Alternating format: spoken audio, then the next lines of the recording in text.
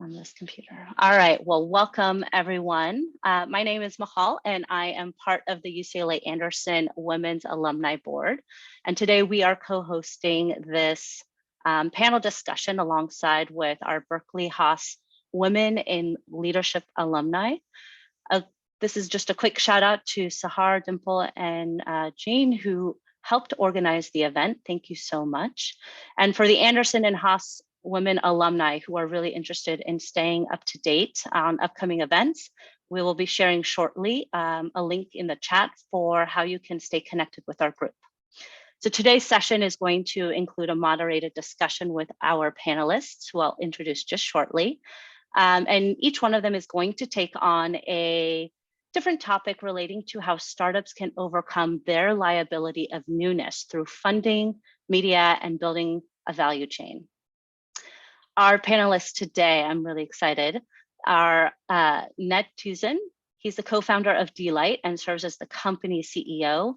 D-Light is a pioneer in off-the-grid solar energy, which impacts over 125 million people through affordable solar products. Ned recently published a book called Let There D-Light, how one social enterprise brought solar products to 100 million people. And it's chronicles his journey. We will share a link just shortly into the chat for those who are really interested in checking out the book. Our other panelists include Professor Laura Tyson. She's an influential scholar of economics and public policy and an expert on trade and competitiveness. She's also served as a presidential advisor, and she's a distinguished professor at Berkeley Haas. Alongside, we have Professor Walsky. She's an adjunct assistant professor at UCLA Anderson and visiting faculty at Berkeley Haas. Her research is focused on emergent firms, with an emphasis on how human capital, social capital, and strategy aids new firms. Dr. Walsky is a nationally ranked Wall Street analyst by Institutional All-American and a regular guest commentator on both CNN and CNBC. And we also have Beth Foster, welcome. She is a Haas MBA alum and an early stage impact investor that serves as the portfolio investment manager at Autodesk Foundation. Previously, Beth was based in Uganda as an investment manager for EWB Ventures.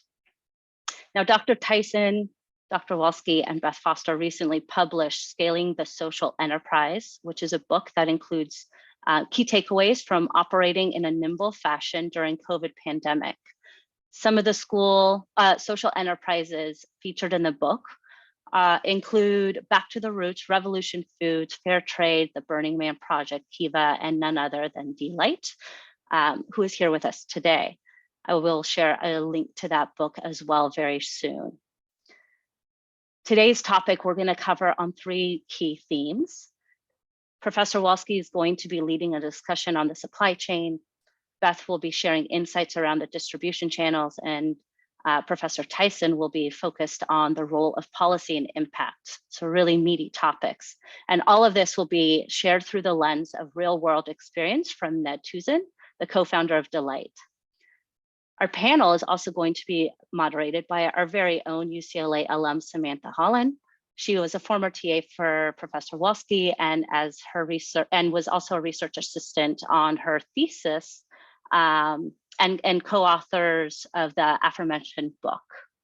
So I'm gonna, I should say one final housekeeping. This session will be recorded so that we can share and follow up with everyone who registered a link to the session.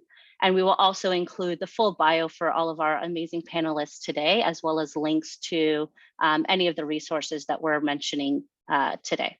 So now I will kick it over to Samantha. Thank you so much, Mahal. It's wonderful to have this first ever joint alumni event with UCLA Anderson and Berkeley Haas to speak about this wonderful book that's focused on scaling social startups. In today's panel, as Mahal mentioned, each co-author is going to speak with the co-founder and CEO of D-Light, Ned Tuzin, and discuss topics around building a value chain, the pros and cons of government intervention, and how COVID has really changed the way we do business in the social sector. So Jennifer, let's start with you since you are the lead author. In the book, you discuss how important and difficult it is for a social startup to create its supply chain.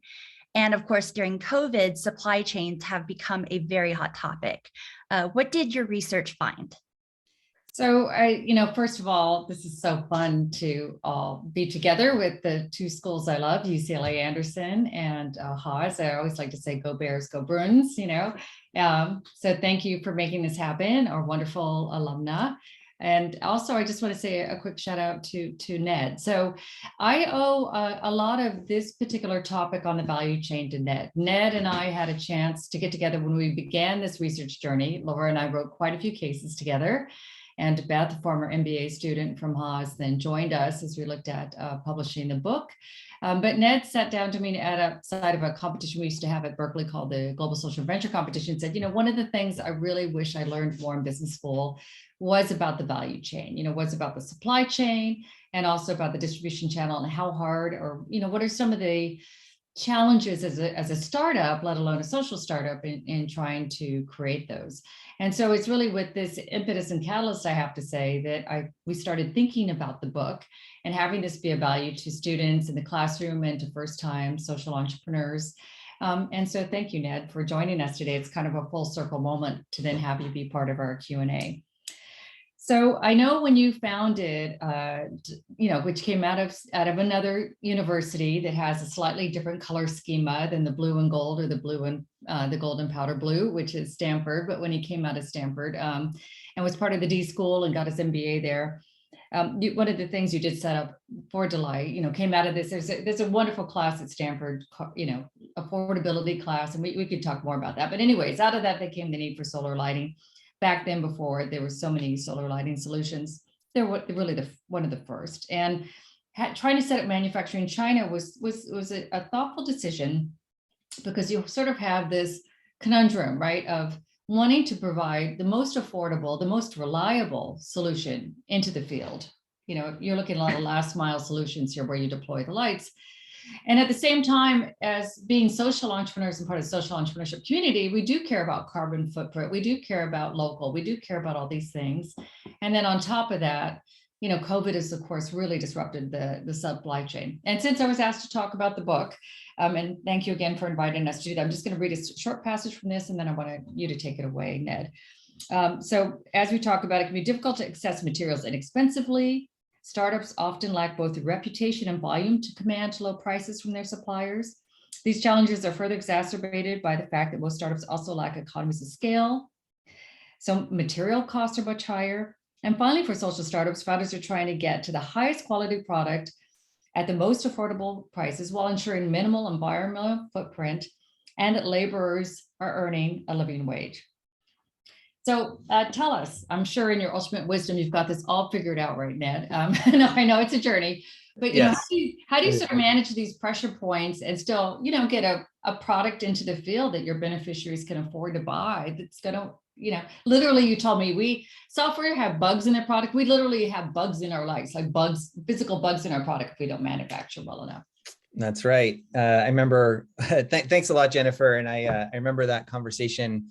And I remember the bugs in the early days, and we even get bugs nowadays where literally you get small insects that will find their way into the products and mess them up when they're out in the villages. So bugs are real. And I'm excited to actually talk about supply chain. I think it's an area that is sort of under covered. It's not covered enough in business schools. And especially, as I came out of the this company came out of this design school class called Design for Extreme Affordability.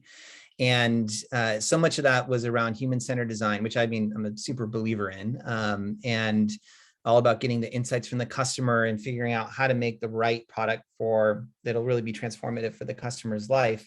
And, finding those innovations and kind of what's the right kind of feature set you need to deliver for that customer. What I think I really underestimated was just how important it was to understand the supply chain part of the equation in order to deliver that. So actually, when we started the company, my business partner, Sam, moved to India, which is our first market, figure out how do we distribute the product. We'll probably get into that later on in the conversation. But I moved to China and was there for almost 4 years to really figure out how do we make it. And at the time we started the company, there really weren't any solar lantern products available. We started out doing solar lanterns. We're doing a lot more kinds of stuff now, but solar lanterns is what we started with. There wasn't anything out there that could actually hold up in a village environment and last, for more than really a few weeks. Really, there wasn't a way to do it in a way that was really cost optimized. So there were maybe some solutions out there that were super expensive, like for these ruggedized solutions, but there was no way this is going to be affordable to our customers. There's no product really that was there that would work for our market. So I spent a lot of time in China really understanding, with our team, the supply chain, all the different, elements to understand how do we actually get a solution that's optimized for our customers, taking those customer insights, but then taking the supply chain insights too, and figuring out how to merge those to get a real product that can be produced at scale.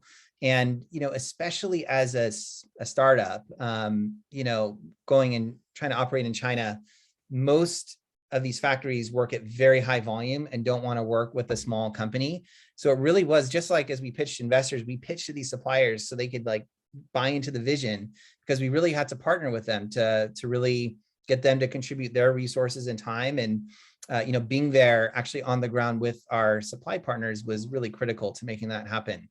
And that's what enabled us to kind of launch our first product line before we had any volume. But it was not easy, to get the right partners in place and to figure out how to make it all come together. So I'm a big believer in really getting to understand the supply chain. As you said, even more important now, during COVID, all the supply chain disruptions, and I'm happy to get into that. But and I remember you talking about specifically, one of your classmates knew somebody that sort of spoke Chinese, you sort of that's how it is in these startup environments. How do you lean on your peers in your network to sort of get something launched and started?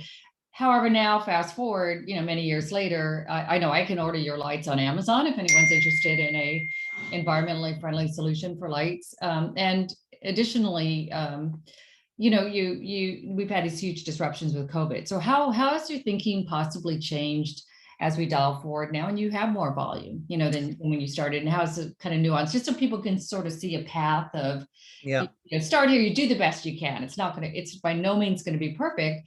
But then part of scaling is really realizing those, I don't want to say plateaus, but you sort of do hit a plateau and then you have to do a change shift into thinking about something different. And COVID's forced us all of us, look what we're doing today, all of us to work very differently than we did before.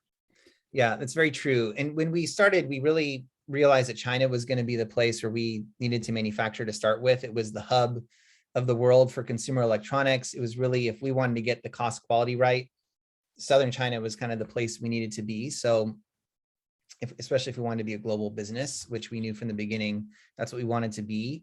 Now, things have evolved over time. We still have a presence in China. We have a team there. We have suppliers.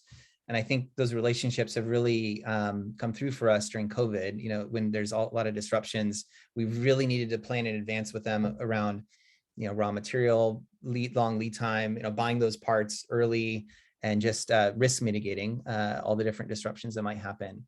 But the other thing that's happened for us is more emphasis on local assembly and in some cases, local manufacturing. This is something that has started to make sense at the level of scale that we're at today. And also there's been increasing amounts of, I would say protectionist type of tariffs and policies in various countries, some of which are specifically targeting China, that really make it necessary for us to diversify our supply base. And now, also at our scale, it's something we can afford to do that. We have a significant fixed cost in having a team for quality control, operations management, in China, but we can start replicating some pieces of that locally.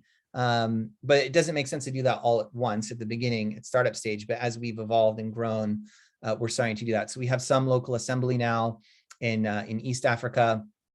In India, we're doing actual manufacturing of products, working with contract manufacturers.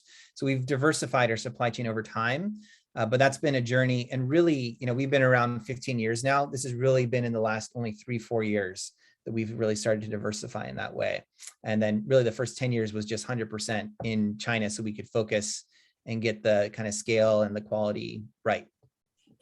So I know in our book, we talk about impact as far as the specific impact, and you guys, that's not, again, I recommend that you guys go and check out the book, check out Delight's book, but I know you guys have looked at a variety of different impact measurement, RCTs and other things, but operational impact is important too in hiring and providing local employment. And so that's really cool that you guys have taken your manufacturing and looking at distributed for many ways for operational excellence, but also it provides addition kind of layers of impact that might be there otherwise. One last quick thing, does mission matter with your suppliers? So McKinsey has written some articles, and we cite that in our book, that, if you can be just in the social entrepreneurship space, how important is mission alignment? Yes or no? And maybe just quickly on that. And then I know we go to Beth's set of questions. Yeah, it's actually super important for us, and and it's important for our investors too. I mean, we do audits of all of our, not just our contract manufacturers, but even all the approved vendors, for like batteries and solar panels and all that sort of thing, on environmental impact, child labor, like those sorts of things. And what we find with our main contract manufacturing partners, it really is, entering into a long-term partnership. And I think one thing that I was kind of like pleasantly surprised about in China, this isn't true with all the manufacturers that I've interacted with, but certainly our partners, they actually care about D-Light's mission.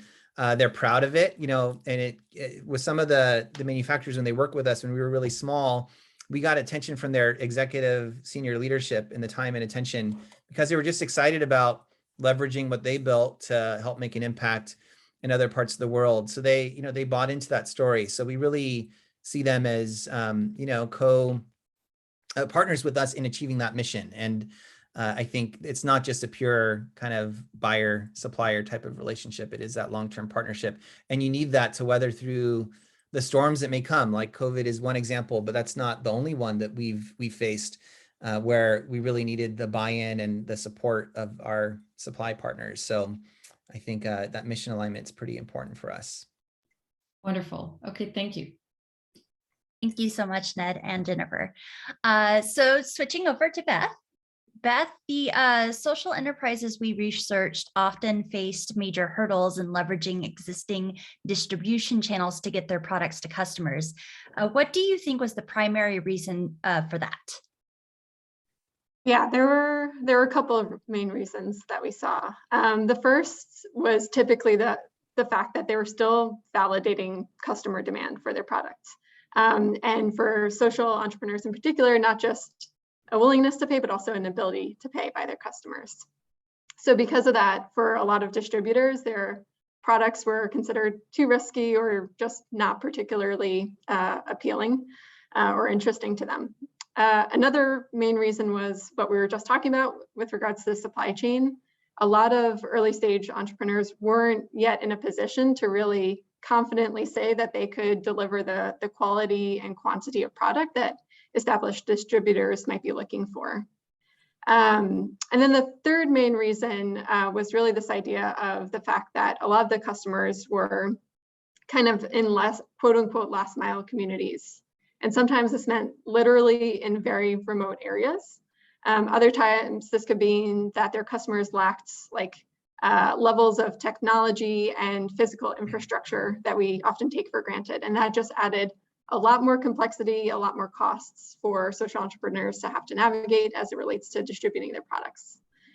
So those were some of the main reasons we saw for some of those challenges. And I feel like we're so lucky to have D-Light here, to have Ned here, because as a pioneer in the energy access space, you had to deal with these hurdles. And so I'd love, Ned, to hear kind of what some of those hurdles were that D-Light had to face and how you were able to overcome them as a nascent organization. You alluded to some of this in India, and eventually you spread to distributing your products across sub-Saharan Africa. So would love to hear kind of what your experience was like. Yeah, and thank you.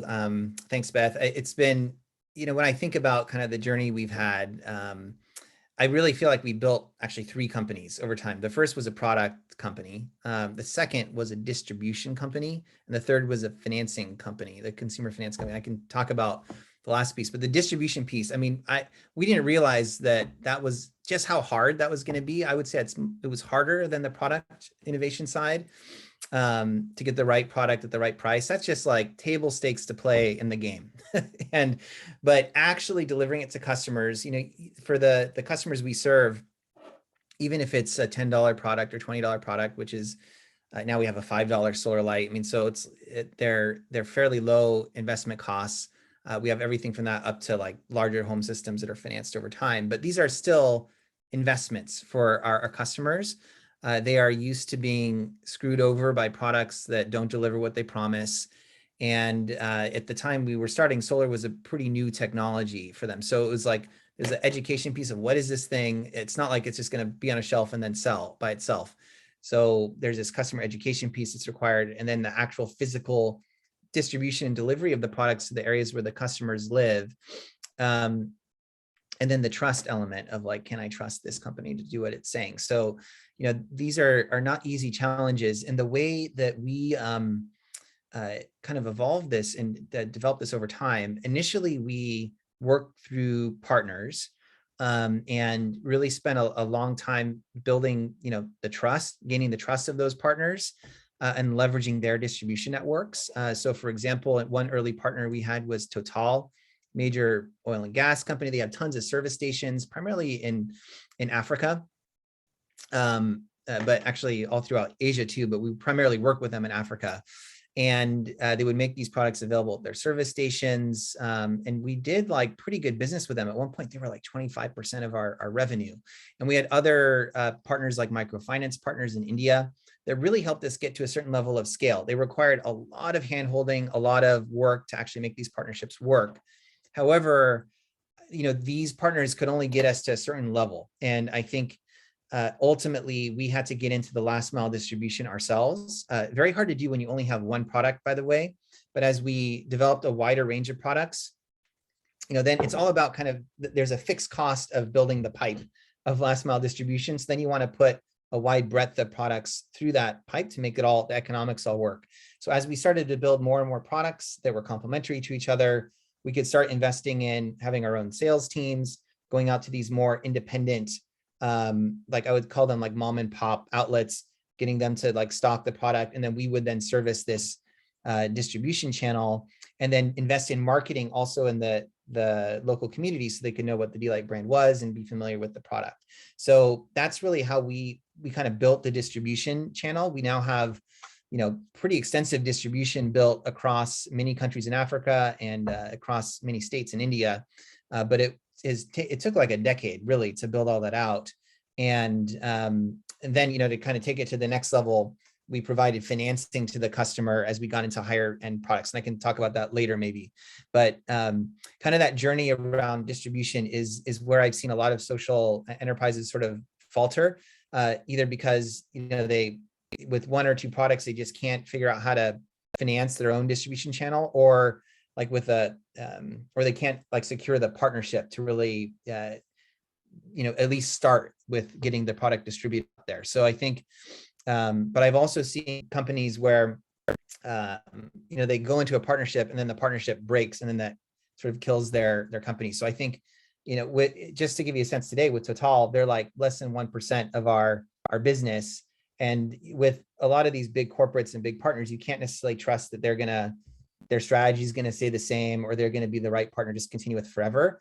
But we saw them as kind of a stepping stone to sort of get us the throughput and volume that we could then invest those profits and revenues into actually building something that we could control our own destiny and, drive ourselves at the end of the day.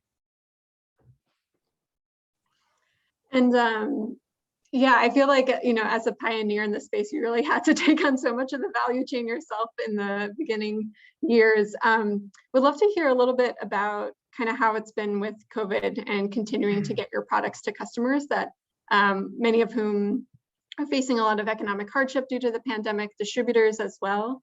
Some of the things that we saw in our research was the fact that more and more startups were kind of leveraging digital channels for a lot of their work. So they had been used to doing sales in person, collecting payments in person, doing trainings in person.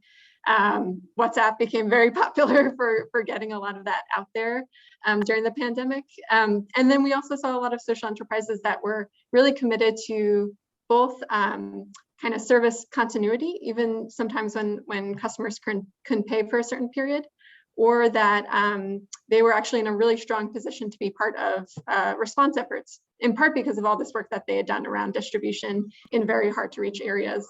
So I'm curious if there's anything you would highlight about kind of how the distribution piece or the kind of product delivery piece has been for D-Lite during the pandemic. Yeah, I mean, I think there's been elements of a lot of that stuff that you touched on that's been true for us. You know, one of the so we have done more digitization of our channel, although we haven't necessarily sold through like online channels necessarily, because that's not really something that can reach our customer set. But we've worked to essentially empower our last mile like sales agents to do as much digitally as possible. So they're more empowered. You know, maybe I'll just quickly kind of explain the business model today. Most of our sales are done on a pay-as-you-go basis. So there are customers that basically they pay a deposit and then they pay, you know, in daily payments or weekly payments over time until their product is paid off. And that enables customers to afford things like a solar home system, for example, that gives a more holistic, you know, experience, but would be hard for them to afford all upfront with cash. So, and then we collect using mobile money, and that was true before the pandemic. But I think like with contracts, for example, all that's digitized now and it's done, you know, so we don't have to have paper flying around and all of that. So I think there's been an increased digitization of our business, and COVID accelerated it for sure. You know, two, when the pandemic hit and there were lockdowns in various markets, we got registered in almost everywhere we worked as an essential service because we were providing energy access. So, you know, our people were still able to move around and, you know, address customer issues that came up. You know, at times when there were market shutdowns, we had sales were a little depressed, but at the same time, because people were spending time at home, they really needed energy and they needed it reliably. So it was still pretty high demand for our products. And in a way, a lot of times we were more supply constrained because of some of the supply chain issues than demand constrained. And, you know, our people still were able to move about the country, and we were able to, you know, be involved in some of these relief efforts. Like we got some relief funds that enabled us to essentially give grace periods for customers or help them with their balances, especially during the lockdowns, which was great. That we're able to do that. And then we got involved in some really cool projects to provide solar energy for health clinics that were off grid, that could power refrigeration, which could store vaccines. And that was, you know, an important element of what we've done over the last year to kind of help in the whole, you know, distribution of vaccines, which is so critical in these countries. So, you know, those are some of the ways we were involved. It's been a really something we've had to really manage week to week and month to month. There's always been sort of curveballs thrown at us with everyone during this pandemic, whether it's the lockdowns in the market or supply chain crises and issues. And, you know, so we've really had to learn how to be dynamic and how we respond, and building that flexibility in the organization and work to try to like mitigate as much of the risks as we can.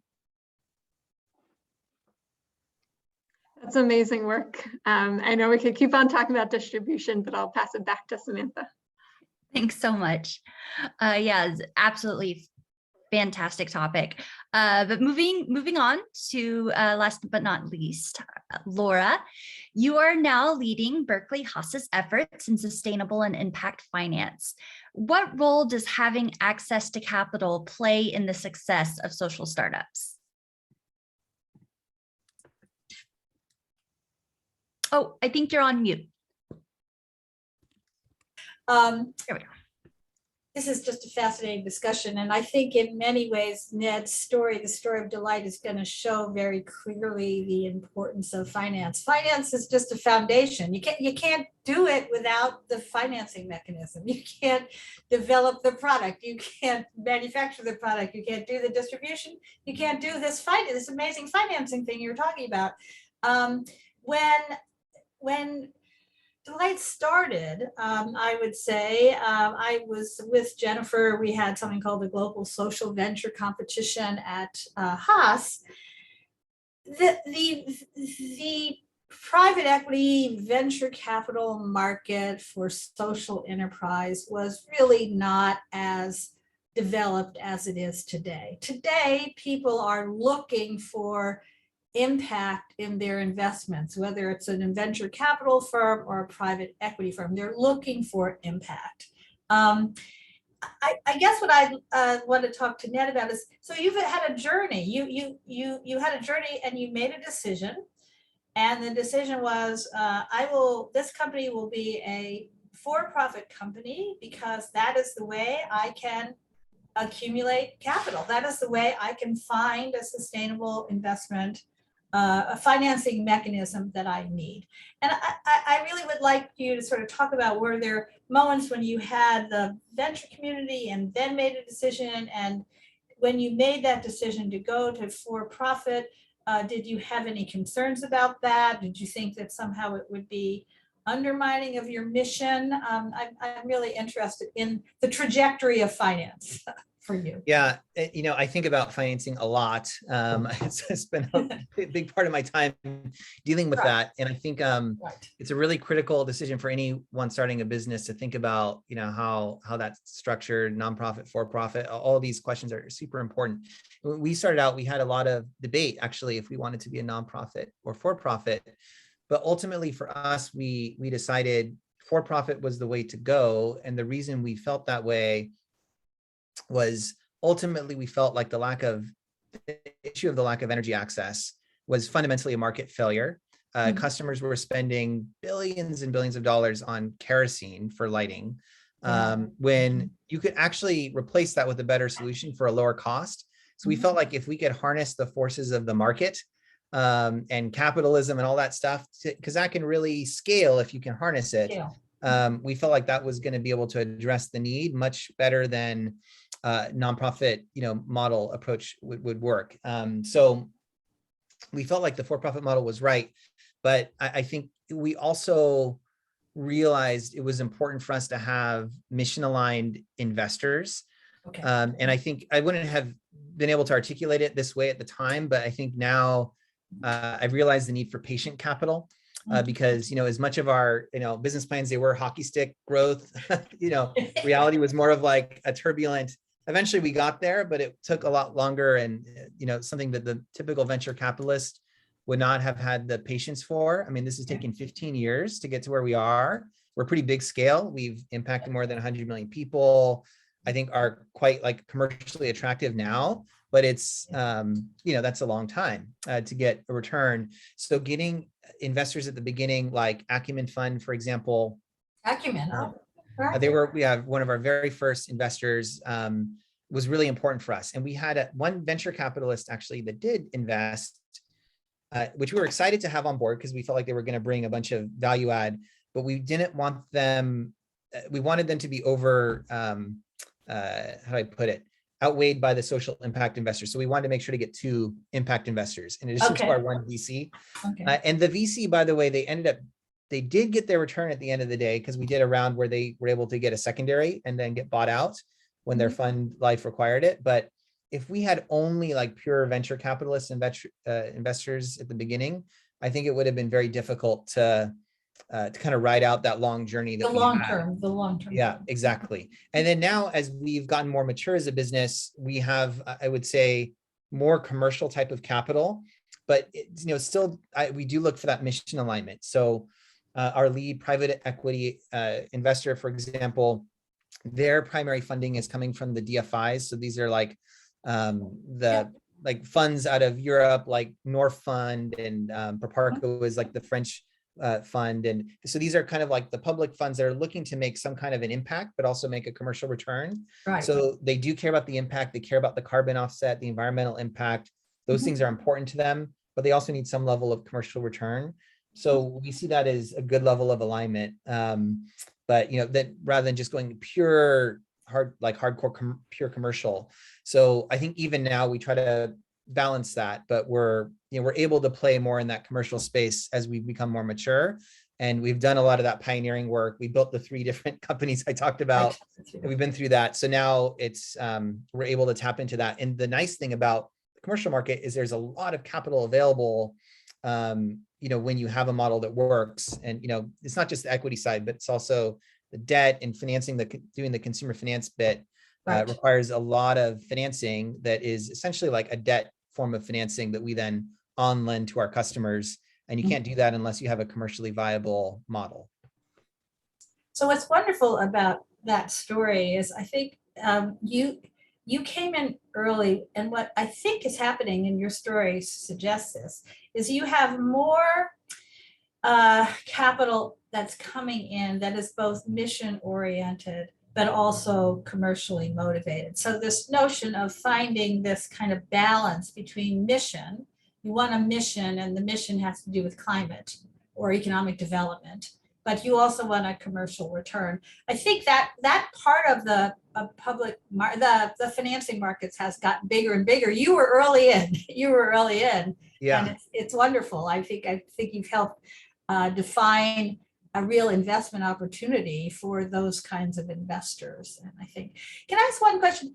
Going at the same time this is happening, so let's say the mission-oriented investors must be putting, this goes back to your statement about looking through your entire supply chain now. You have to look through your entire supply chain to make sure that there isn't conflict with the missions of your investors, I would say. So it's quite of ESG pressure on you. Do you feel more of that now? Or that was the space you were always in? You always wanted to follow the mission of your supply chain to make sure it was connected? Or is there more pressure to do that now? I would say there's more pressure to do that. I think at the beginning, the pressure was more internal within the company. Like we wanted to make sure things were mission aligned. Right. Now there's also pressure coming in from the investors, which I think is great. Honestly, I think that it's great to have the ESG mentality among the investors. And it's not just about, the supply chain is one side of it, but also like we have now a big push in the company around road safety, which, is important, but it's the investors are helping to like bring in even some resources to help improve like the road safety for our team. I think that's awesome. It's great. That's wonderful, yeah.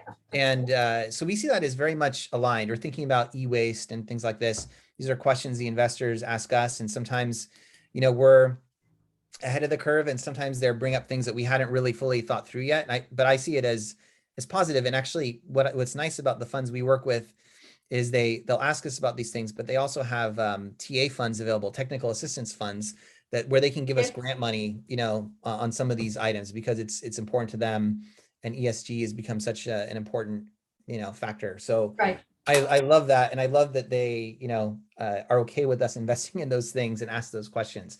So I see that as positive. For us, the environmental and social they're core to who we are and what we do. What you're doing. They're core to what you're doing. Yeah. So, anyone who wants to push us to do better there, I think it's very aligned in my view. And I like that that's coming in from the investors rather than, just trying to like get us to make a little bit more at the bottom line, maybe at the expense of those things. So. Well, the technical assistance funds are really important. I'm glad you raised it. It's just another form of investment opportunity, capital available with mission orientation and also with patience. This long term, you've got to build all the structure around. So that's right. Thank you. I think that the whole story from beginning to end is fascinating. And even I'll just say one other thing. You started with a design of a product for the kind of consumer you wanted. And every place you've moved, whether it's the financing model, the distribution model, has been with that consumer in mind. It like everything is first, who am I serving? And then how can I best serve? I just want to underscore that. It goes through the entire set of questions that we discussed today. So thank you. Absolutely. Very inspiring too. Yeah, thank you. Fantastic discussion. Thank you again. So now we move on to our Q&A portion of this panel. And so if you have not submitted a question in the chat window, please do so now. I know business students have tons of amazing questions, so we want to be able to answer anything while we have our wonderful star panelists. And I will go ahead and start off with a question that I would just like, I always like to ask entrepreneurs, and especially with the social impact angle. Is there anything you would do differently now if you knew what you know now back then? Yeah, I mean, there are many things, honestly. But I think one that comes to mind for me, I think if, kind of we were talking to the version of me from 15 years ago, I wouldn't have been able to fathom that it would take this long.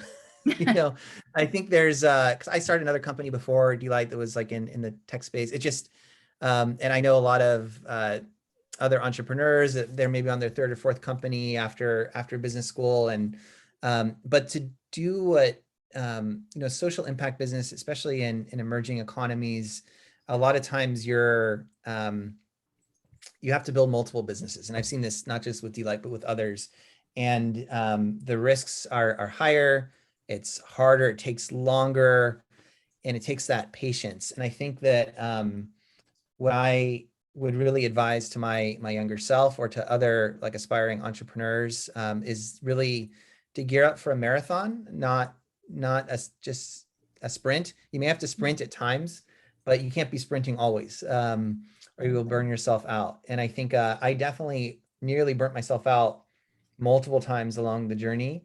And I think just realizing it's going to be a long road. It's awesome. It's an amazing adventure. It's fulfilling and all that stuff, but it's intense and it's a long journey. So you have to make it work that doesn't sacrifice your friendships and your family and your health. You got to balance these things because it's not just like a 2-year sprint and you're done, but it's for most people who do this, it's really it's a very long commitment to, if you want to make the scale of impact.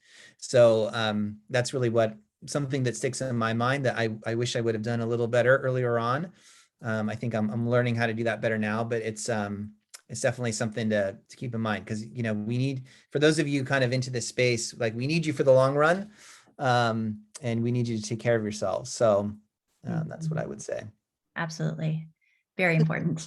And here's a question from our attendees that kind of relates to this conversation. Can you share the process of how you went through myth busting the viability of your idea when you first started?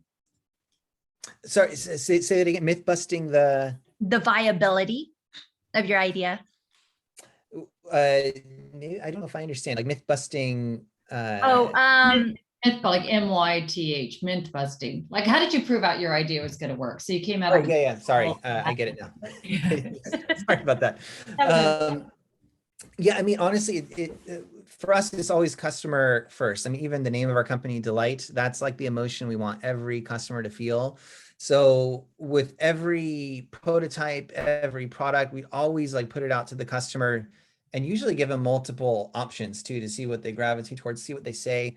We don't assume anything, even now, about what our customers want, because we are not a rural villager, living without electricity. So we can't make assumptions. And ultimately they are our boss, because if they don't buy our product, we don't get paid, right? So it's like we have to have that kind of attitude of humility and curiosity, really. And I found actually one thing that's interesting is a little tangent, but that a lot of times people we hire locally, Kenyans and people from India, who are like, well educated and then like join our company. Oftentimes that was a little harder for them in a way to get into that place of like, I don't know what these customers want, because it's like, well, I'm Kenyan, so I know. But actually, you are Kenyan, but you grew up in Nairobi, and you may have had some time without electricity, but that was in your childhood, and things are different now. So I think there's a sense of like, you got to go in with a blank slate and really see what customers are actually willing to pay for and what they value, and not make any assumptions. So for us, the myth busting was all about bringing real products out to customers and seeing what they do and seeing what they're willing to pay for. And until then, it's all theory. So right. yeah. Or hypothesis, as Steve Blank would say. Exactly.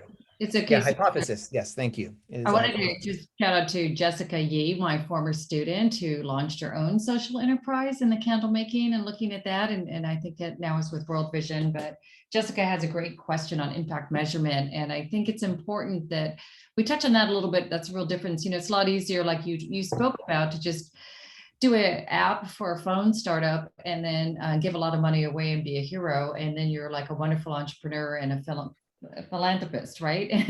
And instead you're doing the blended business model. So how do you, to Jessica's question, measure your impact? Like, how do you look at measuring your impact and balancing all the different ways you can have impact? Like we talked about operational employment, but there's been some RCTs and some stuff done as well on your lights as well, right? Thanks, Jessica, for the question. Yeah, and I would say when we started out, it was we kept it simple and just made some assumptions, which we made, public, but assumptions about roughly how many people are impacted per light we sell, like what is a typical household size, just based on our observations. And we just used a multiplier, basically. This is how many we sell, roughly this is how many we will impact. And here's there's some discount for many people buying multiple products within the same household and stuff. So we had some formula for it, but it's simple. We just made some assumptions. What we did over time is I'll call it the industry for off-grid solar, as that matured. There were more players in the space.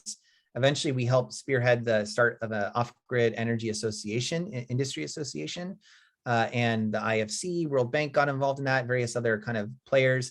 And we worked through that to create some industry-wide impact methodologies and standards. And there were RCTs done in various places from D-Light, but also with other companies. So you could piece together some of this stuff. So you could actually calculate how much carbon is offset, how much productive hours have you created, how many hours have you created of kids being able to study. So we have an impact dashboard that we publish, but it's all linked to this sort of industry approved methodology. There's other kind of elements of impact that we don't report on that dashboard, but because they're just harder to measure in a reliable way across different countries and contexts and locations. But we know, for instance, there are health impacts, when someone upgrades from, let's say, burning kerosene to a solar powered light. That's kind of hard to quantify and make assumptions about that across markets. We know that from anecdotally, when kids get more hours of study, they do better in school. So their grades improve when they get access to these kinds of products. But again, there's a lot of variables that go in there. So it's a little hard to show in a very definitive way. So those are things we can talk about qualitatively and tell those stories, but quantitatively, we try to stick to things like the number of people impacted. It's based on this now industry approved methodology. And I think the more you can have credible third parties, like IFC, for example, World Bank, saying this is the impact, because that's what they go out and tout is the impact from the sector. And we're reporting based on that. It gives us a lot more credibility. And the thing too that I always love Brian Trelstad's article, Simple Measures for Social Enterprises, because a lot of these these are really expensive to do these impact studies. And so, we talked about the time and place for when you scale up your distribution channel and your supply chain, but that also goes to impact as well. To start off the bat and do an RCT too early would be expensive and probably even a misuse of funds. But I think the interesting point you made also is being engaged in setting the standard, because the last thing you need is a bunch of different people communicating the impact of solar lighting solutions differently. And that'll just create and muddy the confusion, not only for beneficiaries, but most importantly, to Laura's point earlier, for investors, right? That are trying to really quantify, is this where they should be putting their funds to work, and how much are you moving the ball along in these solutions? So just to plug our book a little bit, we go into a lot of detail in chapter 8, but not just from our own work. There's also the person that's currently running IPCEI at Berkeley's name, Professor Paul Gertler. He's world renowned in looking at large scale impact studies. And so we pulled a lot as well from his book and some of the things that he shares. Okay, I think we've got quite a few questions, Samantha, in the chat. Absolutely. So our next question comes from Caitlin. And I think this one, of course, Ned can answer, but I think all the panelists can answer. What did you feel were the biggest differences and advantages in being social enterprise, or being social enterprise for profit versus nonprofit, and perhaps other than investor funding, whether any other activities that come to mind. Caitlin runs a nonprofit, but always considered social enterprise as another perhaps stronger model for the long run. So anybody's input on that would be great. Yeah, I'm happy to jump in and then we hear from others. I mean, I think for us, we felt for the specific need we were addressing that the for-profit model made sense. I don't think that necessarily makes sense for all issues. You know, like in health, for example, that might be really complicated to build a commercially viable model, and you know, a nonprofit model might be the best model for scale. And I've advised other social entrepreneurs, you know, like maybe you should go the nonprofit route in this case, or some other blended route. In our case, it made a lot of sense because of this market failure I talked about, and because we felt like if you built this at scale, it would be a commercially viable business. And fundamentally, that's the best way to address energy access, is through kind of harnessing these forces of, you know, capitalism, I would say. So I think to me, it's kind of, it's not a dogmatic thing. It's really kind of what kinds of capital are going to be able to achieve the mission. And it really depends, I think, on the issue you're trying to address and solve. So I don't think there's a one size fits all solution. I'd be curious if others have other views on the panel. No, I think I'm going to agree completely that it depends upon the product or service and whether you can deliver it at a price point and a cost point which you can do through the market. Some of these things may never, they may never, that the social return is much higher than the market return. The market itself might not generate enough. The market you were developing was a market where you felt, yeah, I can get a price point, cost point, and a product to a large group of people using the market mechanism. And that will help me finance, it will help me scale. And it's in no way inconsistent with my mission. But I suspect that there are certain missions, certain social impact goals that may be better served through a nonprofit financing mechanism. I completely agree. And I think you have to start asking the question when you're thinking about what kind of impact you want to have and who you want to have it with. Right.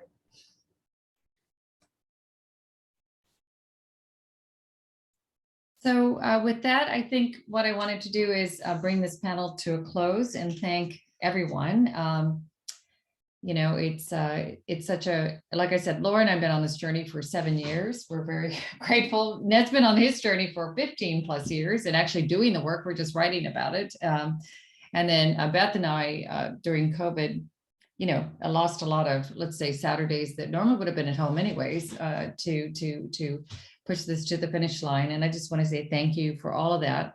I guess we're supposed to promote the book. I don't know if you can see it with these virtual backgrounds, but anyways, it's here it is. And on the cover is Love that image. Love that image. Is Rev Foods, and there's some of the kids that are featuring Rev Foods. And I also like to say to Laura, we were lucky the publisher chose purple, which happens to be her favorite color.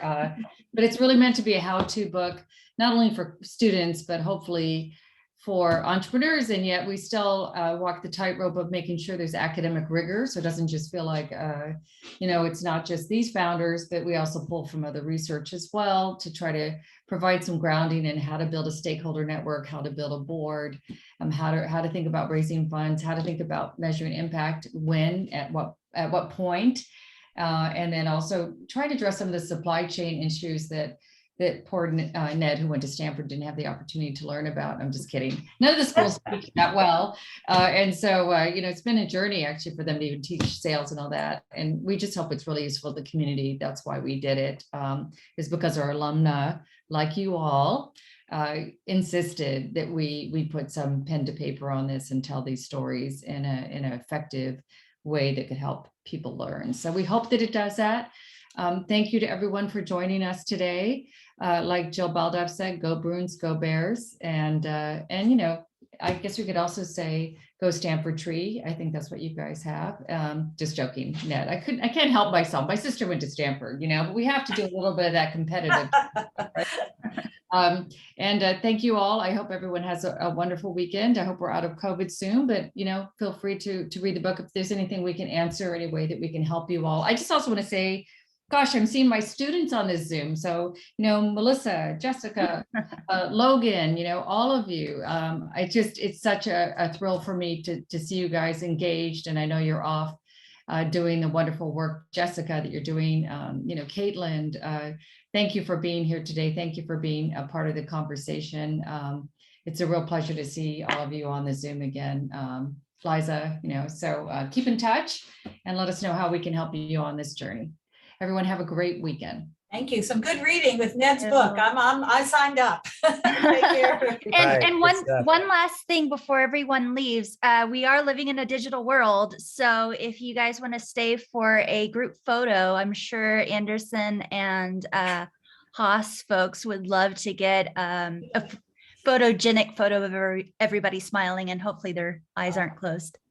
Yeah, I can definitely count on the count of 3 if anyone wants to put their cameras on.